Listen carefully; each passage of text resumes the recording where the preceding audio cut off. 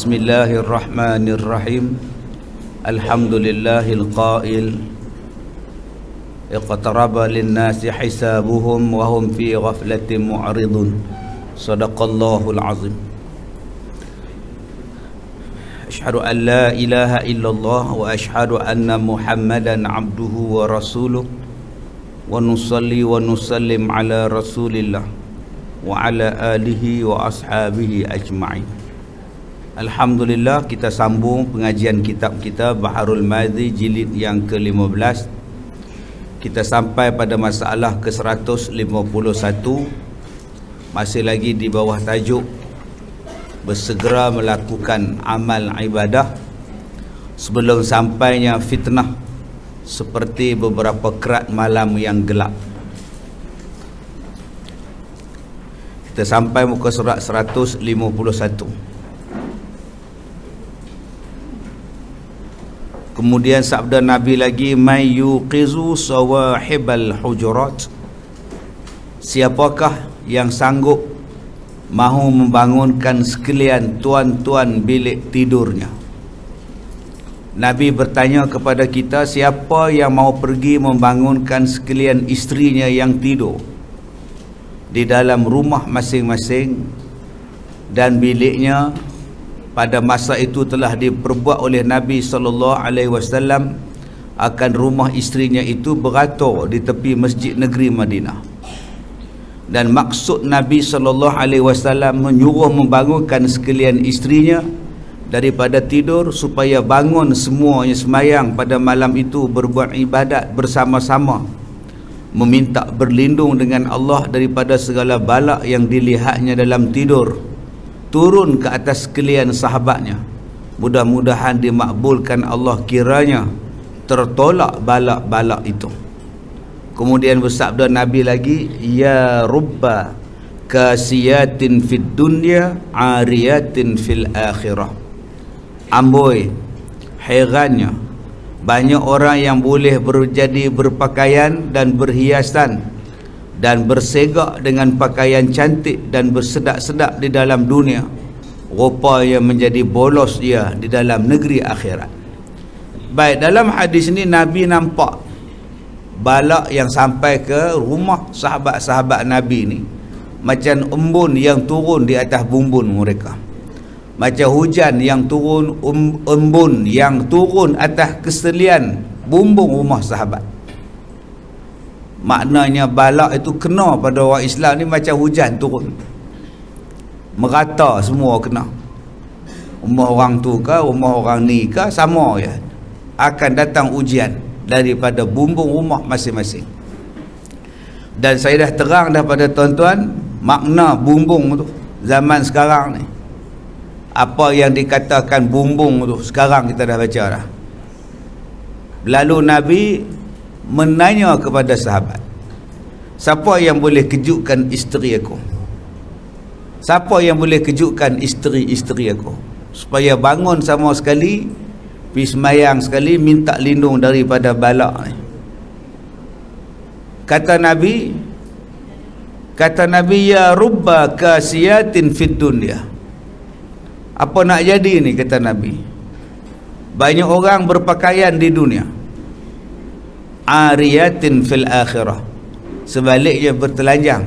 Ariyah maksudnya tak berpakaian di negeri akhirat, yakni tiada suatu bekal pun yang dia bawa ke negeri akhirat. Sangatlah ruginya orang-orang ini. Maksud ariyatin kasiyatin ni ialah amalan ada di dunia, tapi rupanya amalan tu tak sampai ke akhirat. Di dunia ni nampak dibalut dengan amalan, dengan zikir, dengan qiyam, dengan semayang, dengan segala buat, sampai di hari kiamat kosong, pahala tak ada. Pasal apa pahala tak ada? Oh, ni dia lah fitnah. Pahala tu rosak dengan fitnah yang kita jumpa ni. Banyaknya berlaku fitnah, senangnya berlaku ngumpat. Nak hilang dosa tu bukannya nak dapat dosa tu bukannya susah. Kata dapat, buka je mulut bunyi je suara, siap. Apa yang lalu di belakang ustaz tu? Dah dapat. Contohnya lah. Sebaik kelas kita ni diam semua. Kita bunyi suara apa, alhamdulillah, tak ada apa. Dia nak shortcut. Nah. Okey, jadi kita lihat di situ tentang fitnah. Fitnah yang datang daripada lidah. Dapat banyak benar. Maka disitulah diberi ingat oleh Nabi, disuruhnya seseorang, biarlah bersungguh-sungguh di dalam membuat persediaan mencapai bekalan akhirat di dunia sebelum sampainya fitnah yang menyibukkan kita daripada berbuat ibadat. Hari ni kita baca Quran 2 jam lama, tapi kalau tengok handphone 2 jam tak rasa apa. Tengok Al-Quran setengah jam tu rasa berat lah. Tapi kalau main handphone 2 jam 4 jam main game tu biasa. Sampai nak terkeluar mata tengok main game. Anak cucu kita ni, dia tak penat. Kita hari ni sembahyang tarawih 20 rakaat ni cabut lutut. Tapi kalau naik basikal ronda satu taman, tak tercabut lutut. Anak, isteri, suami. Suami basikal besar, anak basikal kecil, isteri basikal comel, pusing taman, pakai shoot ketat semua pakai ni. Budak kecil pun dia gendong mak tu naik basikal. Bahagia je Sabtu Ahad. Kerja mereka ialah main basikal. Berapa kilometer abang? Tak jauh Ustaz, 10 kilometer bawa budak-budak. Berapa jam? Tak adalah, dalam 3 jam je. 3 jam boleh sembahyang tarawih, cuba 3 jam dibakarnya masjid. Itu bandingan dia. Fitnah yang dunia ni lagi seronok daripada akhirat. Panjat gunung berbulan-bulan training, sanggup dia. Padahal bukannya apa pun naik gunung, tak ada apa pun, tak ada pahala pun naik gunung. Kan ada apa pun naik atas gunung, minum kopi 2-3 cawan balik. Naiknya seksa, turun pun seksa. Hak jatuh, yang patah semuanya ada. Tapi jarang kita dengar orang sembahyang tarawih patah kaki. Jarang. Dia makin susut, makin surut. Pasal dia sibuk kepada fitnah yang lain. Lidah fitnah nak masuk 10 hari terakhir. Jualan murah makin banyak, offer makin banyak terbit. Tak berlaga dengan offer daripada Tuhan 10 malam terakhir. 10 malam terakhir ni ada ganjaran besar. Mungkin ada Lailatul Qadar, tapi tawaran di sana lagi seronok. Nasi Arab daripada RM50 turun RM45. Lagi ramai beratur nasi Arab. 11 pagi dah beratur dah, buka pukul 5. Bayangkan tuan-tuan, sanggup tu untuk sekotak nasi saja, sebungkus saja sanggup berdiri lama. Padahal nasi itu kenyang pun belum tentu, rezeki pun belum tentu. Belum tentu lagi dapat rezeki tu, tapi manusia sanggup dah. Bayangkan kalau dia sanggup sembahyang diri daripada 11 malam sampai 5 pagi qiyam, berapa banyak pahala yang dapat pada dia. Tapi itulah kata Nabi, berlaga di antara ibadat dengan fitnah dunia. Berlaga antara amalan dengan fitnah dunia. Maka kata Nabi, sebelum sampai fitnah-fitnah tu, cepat-cepat buat ibadat. Takut kita ni tak sempat nak buat ibadat, kerana kita pun terpalit sekali dengan fitnah tadi. Baik, hadis yang kita baca tadi ialah hadis yang hasan lagi sahih. Masalah fitnah yang keras zahir sebelum daripada kiamat. Sesungguhnya telah dikhabarkan oleh Nabi SAW, sebelum wafat baginda akan zahir fitnah yang keras dahulu daripada kiamat. Maka apabila zahir segala fitnah, tiadalah ada orang yang senang keluar daripadanya, barang kiranya dipelihara Allah kita daripadanya. Sebab bila fitnah ni sampai, susah kita nak keluar daripada dia. Mudah-mudahan kita selamat daripada fitnah ni.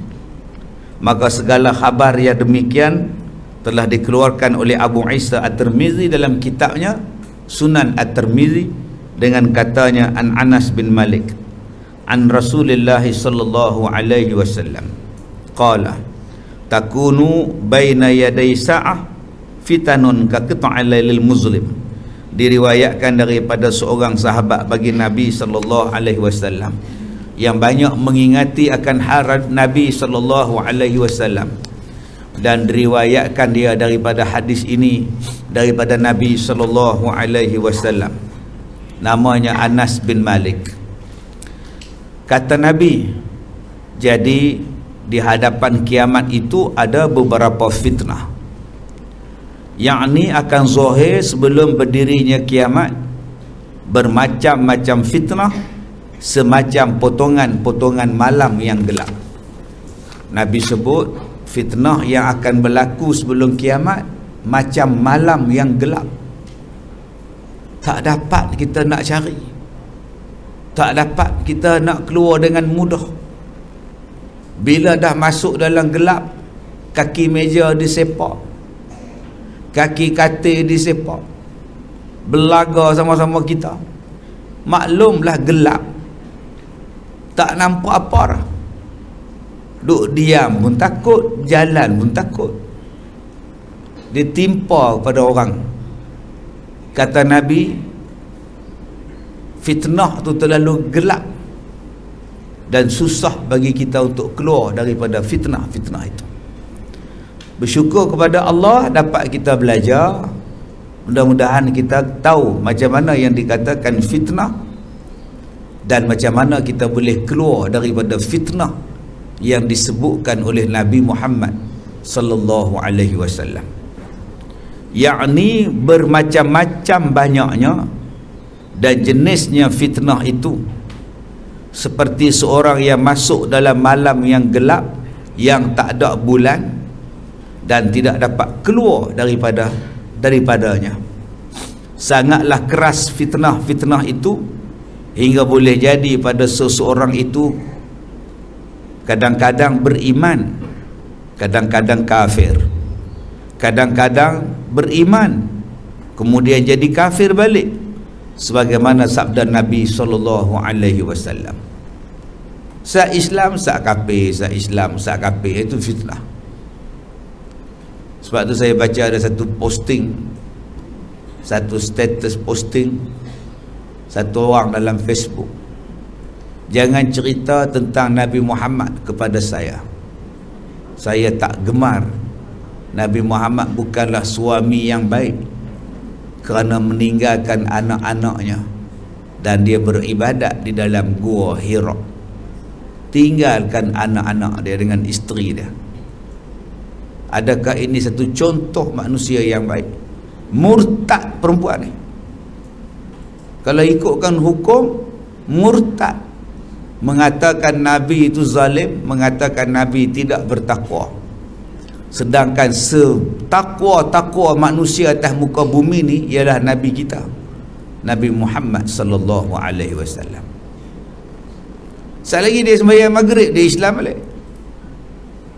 Selama mana dia duk pegang dengan pahaman dia tu, maka selagi itulah dia murtad. Sekali lagi dia sembahyang, Islam balik. Sampainya tak kenal sejarah, tak kenal Nabi Muhammad, tak ambil kisah, tak tahu kenapa yang Nabi duduk atas bukit. Dia tak baca lagi kisah Nabi Ibrahim tinggalkan anak dan isterinya di Mekah. Dia tak baca tu. Pergi tinggal anak, tinggal isteri, duduk di Mekah yang kering kontang.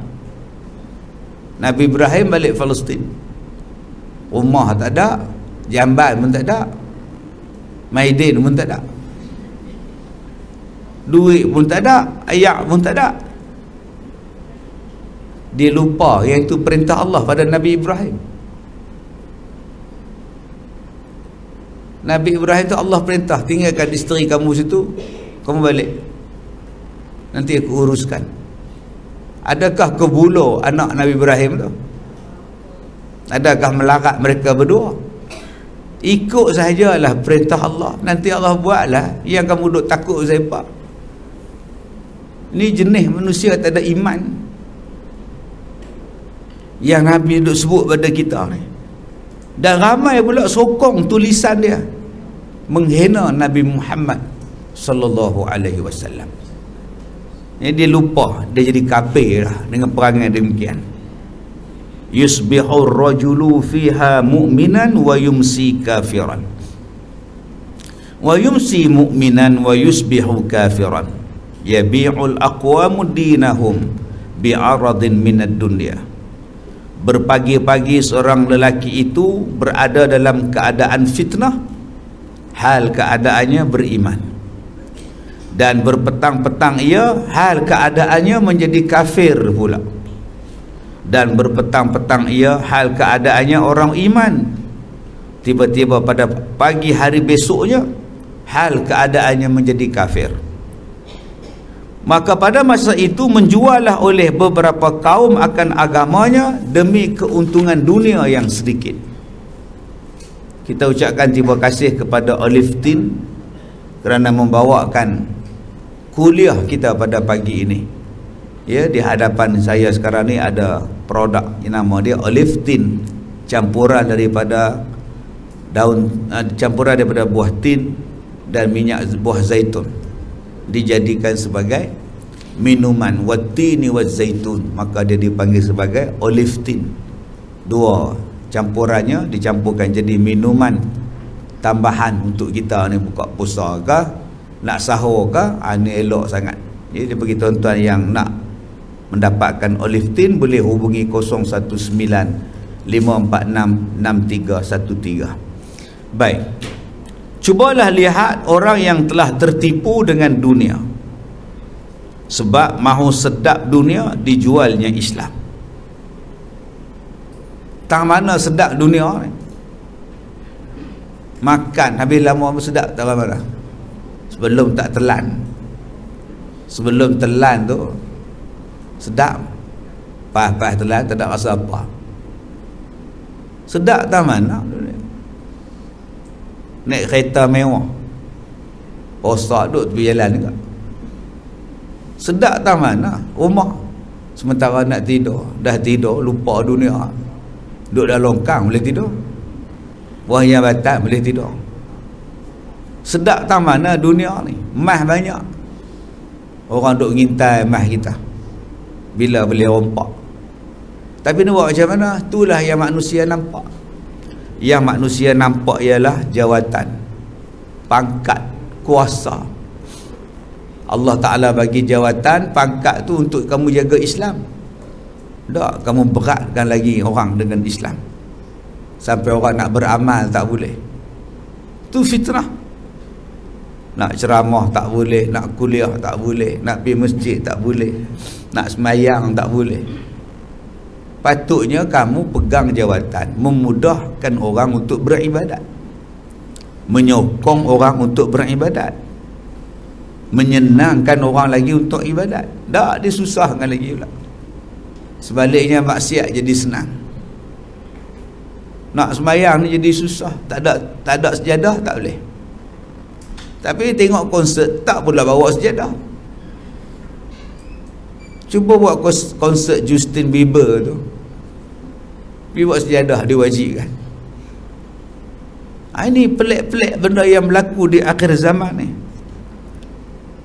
Baik, kata Abu Isa, riwayat ini seperti seorang yang mau masuk agama Nasrani dengan sebab gaji dan wang, dan berkahwin dengan perempuan berasuh dengan agama Nasrani. Sampailah pada tahap nak menikah pun tak kisah, sanggup tukar agama, janji boleh menikah dengan jantan pilihan, betina pilihan yang tak Islam. Maka ramailah orang Islam sanggup murtad, janji dapat abang yang badan penuh bulu di badan. Nak nikah dengan orang Melayu ni leceh, kata bulu dada tak ada, hak jenis ni bulu banyak, sanggup murtad. Ada yang tak murtad tapi menikah cara agama mereka. pi sembah api, pi keliling api. Zaman sekarang ni zaman teknologi. Apa yang hang buat tu semua akan keluar di media.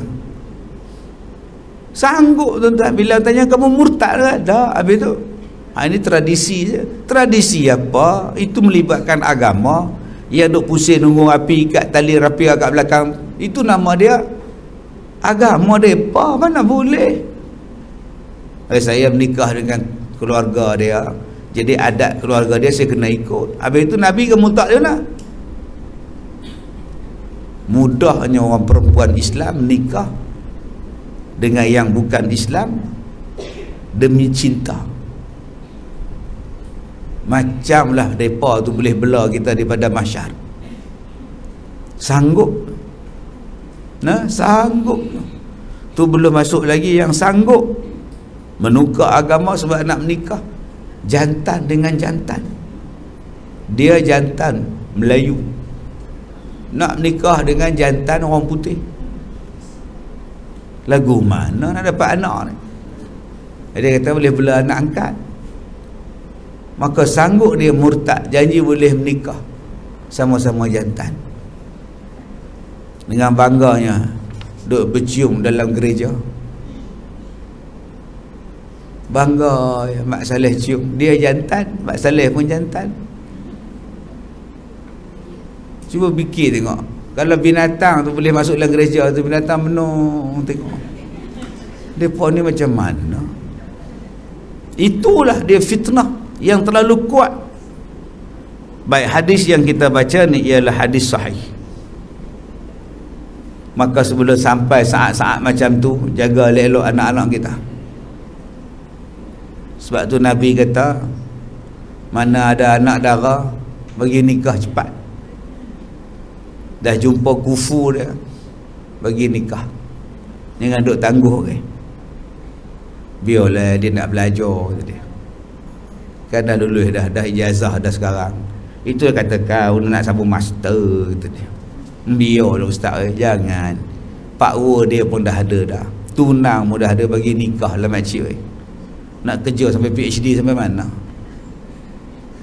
Pergi bagi nikah sebelum sampai je benda-benda yang bukan-bukan. Dah ada laki dah pergi cinta dengan negro pula, sewa kondominium lain. Laki ada di kampung, dia kerja di KL, duduk serumah dengan negro, sewa kondominium.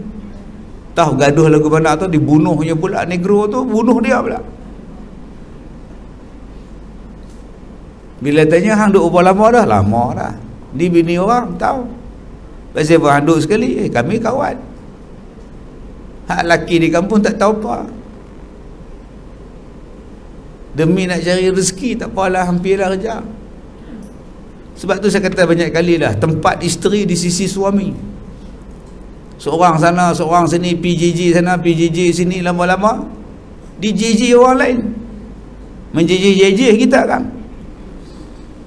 Tapi saya nampak duit, nampak kerja, nampak kerjaya lebih daripada benda tu.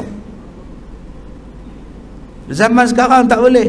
Bini kita tak bini ke, dia peduli apa? Dia bukannya orang Islam, dia kafir. Datang ke Malaysia ni cari makan, dia kafir. Hidup dia bebas, ngorak-ngorak dapat. Dia peduli apa? Dia bukannya faham neraka syurga. Hak kita dalam Melayu ni mudah cair. Kata-kata boleh jadi cair, senyum dia boleh jadi cair. Dia pula tegak badan tinggi. Wah, kita kata handsome-nya, hitam itu menawan. Habis lebur. Tengok bangsa lain, orang Cina, dia cukup jaga benda tu. Mana ada Cina pergi duduk jalan dengan negro? Nak jumpa dia Cina berjalan dengan orang Melayu pun susah. Tak jumpa. Mereka main hak Cina mereka. Tapi orang Melayu, Bangla angkut, Myanmar angkut, negro angkut, Mak Saleh angkut. Jenis apa perempuan Melayu tau? Murah gila. Angkut semua. Hindu duk angkut. Dulu jangan main dengan perempuan Melayu. Masuk apa angkut budak Melayu balun. Sebab tu dulu nama dia Kampung Balun. Bawa anak Melayu je jaga apa? Balun hampa. Lah ni tak. Jadi murah habis bangsa kita ni. Tak tahu daripada pok dari Afrika mana datang tu. Boleh dapat orang Melayu kita. Angkut hulu ni. Nabi sebut dah benda-benda ni dalam hadis. Hanya kerana nak dunia tu, nikmat tang mana sanggup menggadai benda-benda yang kita sebut tadi ni. Masalah 153. Taat kepada raja-raja yang zalim. Apa hukumnya pada syarak? Sesungguhnya syarak kita menggalakkan seseorang itu jangan derhaka kepada rajanya yang pada bukan maksiat arahan dia. Jikalau raja itu zalim sekalipun, maka junjunglah apa-apa titahnya dan perbuatlah apa perintahnya yang bukan maksiat. Selagi mana perintahnya bukan maksiat, taat. Walaupun raja tu kaki maksiat, dia pun minum arak, buka puasa dengan minum tu, sahur pun minum arak. Tapi bila dia bercakap, hendaklah rakyat beta semayang berjemaah, kena pergilah. Hendaklah rakyat beta hidup bersatu padu. Padahal dia betul kedara arak juga. Yang kita tak payah ikut, rakyat beta hendaklah minum arak macam beta. Yang tu tak payah ikut. Sebab arahan dia arahan maksiat. Tapi kalau arahan dia arahan yang baik, walaupun dia tak semayang, dia sendiri pun tak semayang, tapi arahan dia baik. Beta nak yang mana ada anak-anak, tolong jaga orang tua. Janganlah orang tua tu dihantar di rumah orang tua, nanti disereka oleh penjaga rumah orang tua itu. Beta tak suka rakyat beta dia sereka. Sudah, maka pilih bela mak anak-anak tu. Raja suruh, yang mana ada anak-anak dihantar di rumah perlindungan, ambil anak-anak tu, kan? Anak-anak tu ambil balik. Bapaknya dah meninggal ustaz, maknya pun dah meninggal. Habis tu bapak saudara dia tak ada, yang hantar rumah orang tu buat apa? Habis disetrika je budak tu, simbah air panas. Itu bapak saudara dia mana? Mak saudara dia mana? Yang pergi hantar rumah orang tu siapa? Dah lah yang bela tu besar. Sepatutnya tak wujud pusat jagaan anak yatim. Sebab anak yatim ni kalau betul-betul ada, mak pak saudara dia masih ada, mana pi peranan mak pak saudara ni? Miskin betul ke sampai kena ada duduk di rumah anak yatim? Tok dia tu papa kedana betul ke? Kita lepaskan tanggungjawab anak saudara kita, darah daging kita, pada orang yang kita tak tahu hujung pangkai daripada mana ni. Bolehkah kita tidur malam, anak saudara kita duduk menangis rumah pusat asuhan, pusat ternakan tu?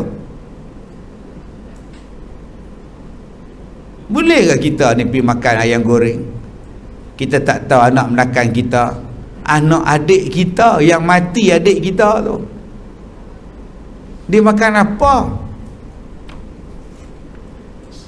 Kalau betul kita ikut agama ni, tak ada wujud rumah anak yatim tu.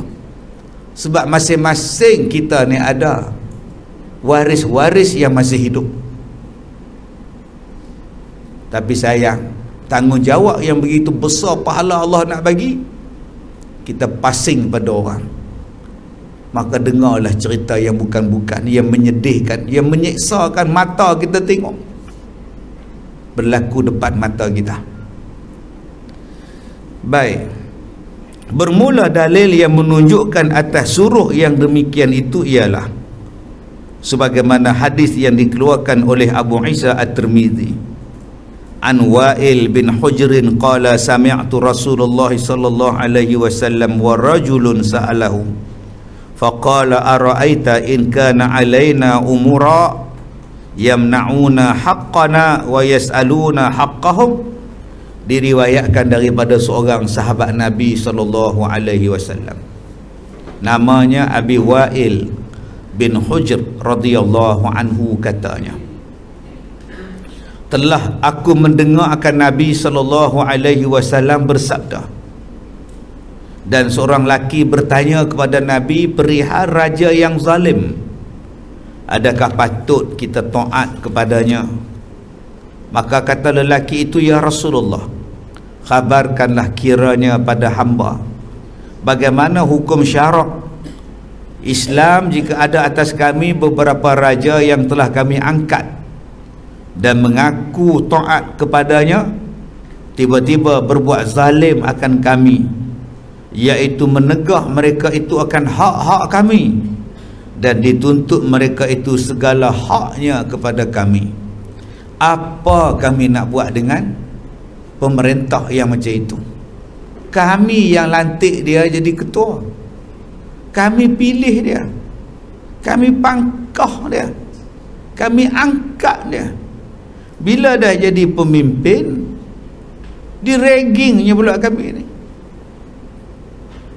Nak buat apa kami dengan pemerintah macam ni, wahai Rasulullah? Dah jadi belum apa hak Nabi cakap ni? Dah.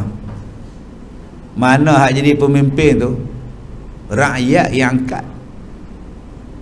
Rakyat yang angkat dia. Dia duk kempen naik pick up, kempen naik motor, pakai kopiah pergi masjid waktu kempen tu. Makcik ni duk tumbuk sampai dia tumbuk sekali. No? Hak mana susah bagi bantuan, bagi beras, bagi gula, bagi kopi. Kempen. Duk berdiri tengah panas, pangkahlah saya, pangkahlah saya.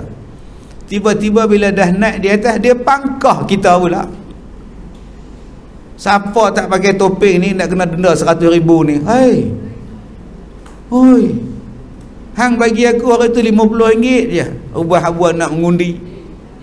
Hang nak ambil balik 100,000. Duk tunggu ni. Tangguh zat dulu. Nak gaji balik. Kita jangan kata 100,000, 1,000 pun tak ada dalam bank. Upah cik ada bersin.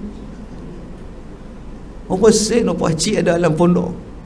Pergi buang sampah tak pakai, kena. Tak apa, masuk penjara. Dia tak tahu upah cik ni kalau masuk penjara, dia boleh senang keluar masuk. Keluar masuk tu senang. Pasal jaring tu dengan dia sama besar. Lepas kepala upah cik, lepaslah badan tu. Cubalah fikir sikit. Tapi benda tu Nabi sebut dalam hadis, dia akan berlaku pada kita. Maka apa perlu dibuat? Pemerintah yang zalim dan kaifiatnya. Kaifiat ni maknanya cara nak kenal mana dia pemerintah yang zalim. Adalah kezaliman raja itu ada macam-macam. Cara sebutan macam-macam tu kena ikut. Macam Pendekar Mustad, suaranya ada macam-macam. Suara yang garuk-garuk itu suaranya Mas Osman Ahmad yang garau, kata dia. Macam-macam sebutannya. Setengah daripadanya tiada memandang sama rata dan sama serupa antara segala rakyatnya dan segala orang yang di bawah perintahnya. Sekiranya orang tu fakir dan miskin, memperbuat satu perkara langgar hukumnya, maka dihukumnya dengan keras. Dan jika orang kaya dan banyak harta memperbuat seperti itu, tiada pula keras hukumnya, malah dapat lepas keampunan daripadanya, kerana dia memandang akan harta yang dapat ditumpangnya. Undang-undang tak sama. Kena dekat orang miskin, cepat jatuh hukum. Kena dekat orang kaya, kadang-kadang lepas. lepas bebas. Pasal apa? Mengenangkan kaya dia tu, kok boleh tumpang. Banyak kes macam ni. Orang tadi tak puas hati, kes ganja, tanam pokok ganja. Sekarang duk bising, kawan ni dah kena hukuman gantung ni, sabit kesalahan. Yang kawan tu sebelum tu tanam juga, lepas pula dah. Ni undang-undang kan dah yang bikin, Merdeka Mustar juga. Tu cerita Musang Berjanggut. Ini undang-undang boleh padam, kata dia. Sebab kakanda yang bikin, nanti kita padam, kata dia. Ni Nabi sebut akan berlaku di akhir zaman, tak sama taraf, sehinggalah dalam jatuh hukum. Demikian juga dapat keampunan jika terkena itu di atas kekasihnya, geng dia, kumpulan dia. Lepas pada hari itu cek dah air kencing, dadah, duduk dalam kelab malam, tangkap dah, senyap 3 bulan, buang kes. Pasal apa? Pasal bapak dia. Maka jadilah orang yang miskin dan hina itu kena zalim, dan yang kaya pula berharta dipermulia dan dimenangkan dan dikasihinya dan cenderung hati kepadanya. Ini nombor 1, zalim dalam bab jatuh hukum. 2, dan setengah daripadanya tiada memandang pemerintah itu ke atas rakyatnya akan pandang belah kasihan, langsung tak ada belah kasihan. Maka siapa-siapa dipandangnya berharta, diambil, dipintanya dengan keras atau dihutangnya dengan keras, kemudian bila tak bayar dan tak dipulangkannya. Demikianlah pemerintah yang zalim, makan harta yang haram dan sebagainya. Banyak ada orang duk komplain, mai bangsa ni menega tepi jalan kena angkut dengan kemah-kemah sekali kena angkut. Mai bangsa lain menega pergi tutup jalan, tak angkut apa pun. Teriaklah makcik ni, air tebu kena angkat, burger kena angkat. Yang orang lain menega pergi tutup jalan, nak parking, nak lalu pun susah, buat mata tak nampak. Zalim. Kata orang yang bertanya itu, ya Rasulullah, raja-raja yang zalim itu apabila jatuh suatu hal pergaduhan perang atau dilanggar musuh, dipaksanya kami yang kena zalim, maka adakah demikian perbuatannya kami junjung apa titahnya dan kami perbuat apa perintahnya? Katalah, satu hari negeri kami berperang dan pemerintah memaksa kami jadi askar supaya dapat mempertahankan negeri. Adakah pada masa itu kami kena join, atau kami tak peduli pada pemerintah tu, lantak kamu lah, kami lari masuk lautan, atau macam mana?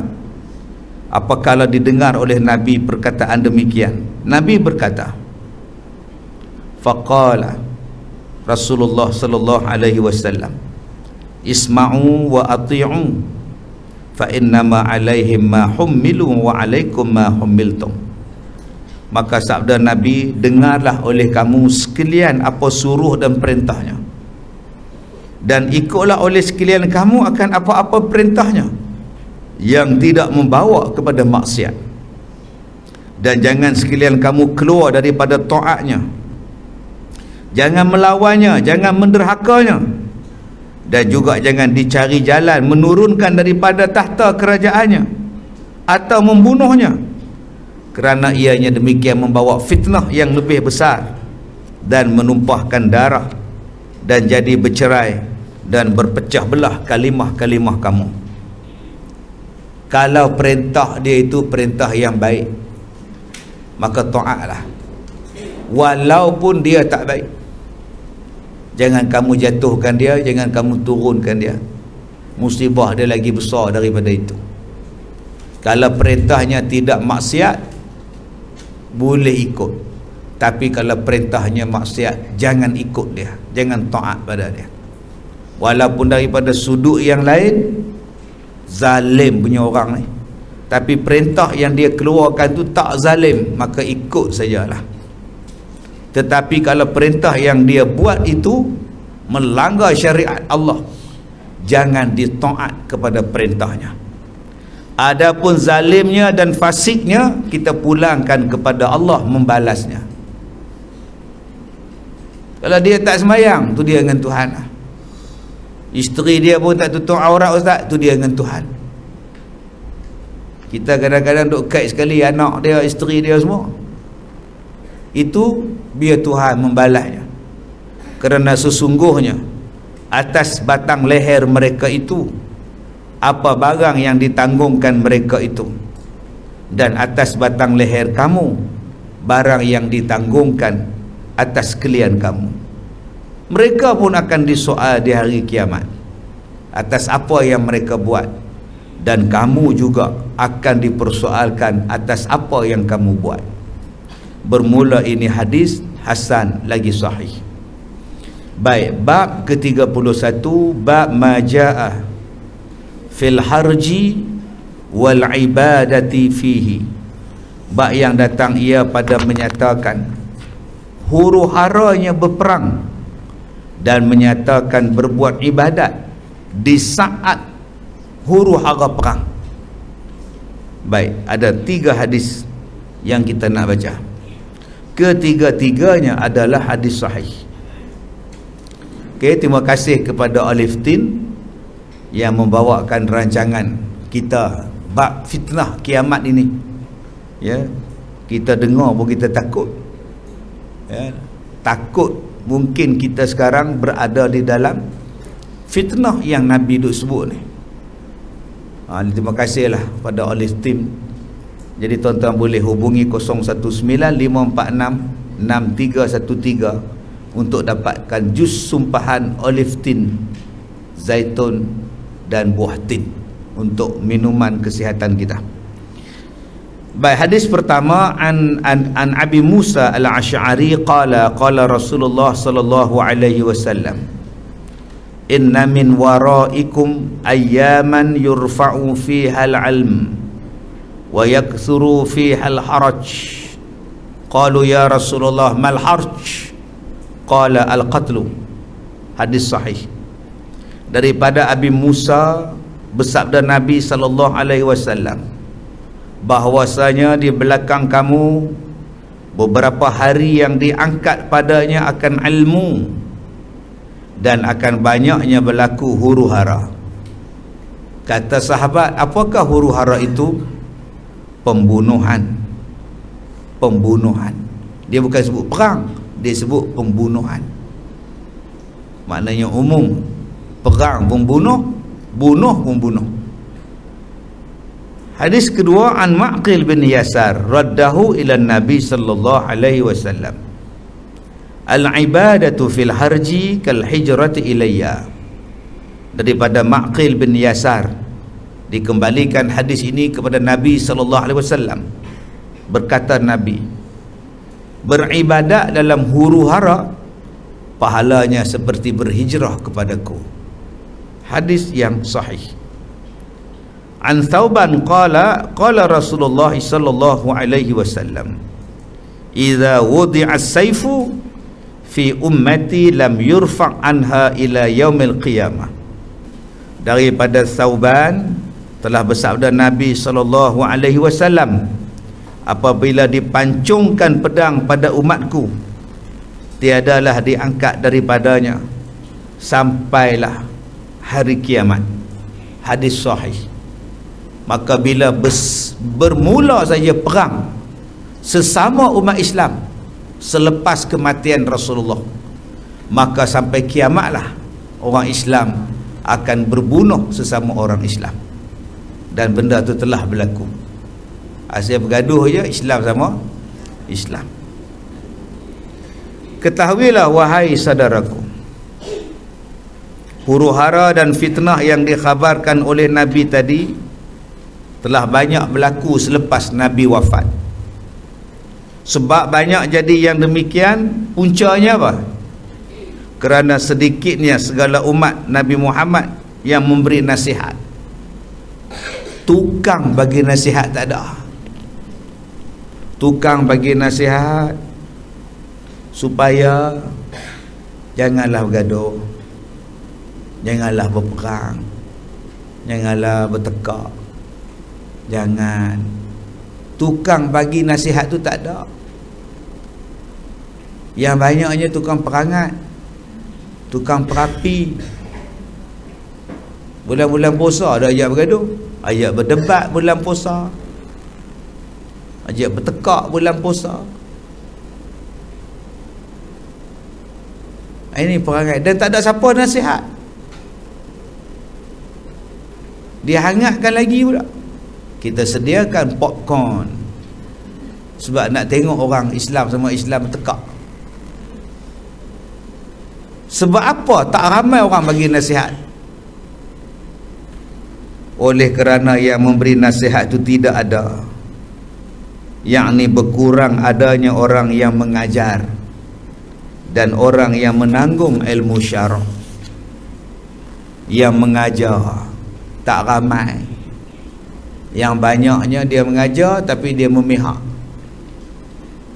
Sepatutnya kita mengajar, kita pihak pada Tuhan. Ni tak. Hak tukang cakap tu pun dia pihak, dia masuk geng sana, dia pun balun sekali lain ceramah dia. Sepatutnya kamu mendamaikan. Penceramah, ulama, asatizah pun tumpang semangkuk. Nak rasa senang, masuk belah sini. Maka apa yang belah sini buat, semua dia sokong. Sepatutnya kamu berkecuali, duduk tengah-tengah, nasihatkan kedua-duanya berpegang pada agama, dan memberi jaga agar tidak berbunuh-bunuhan. Dan sedikit pula orang yang ada mendengar yang demikian. Yang kedua, ada ulama-ulama yang menegur, yang menasihat, ada, tapi yang nak dengar pula tak ada. Diamlah kamu, banyak cakap pula kamu ni. Maka dengan sebab kejahilan mereka itu serta kuat terhadap dunia dan berpaling lain daripada ibadat, maka jadilah mereka itu mendatangkan huru-hara dan bunuh.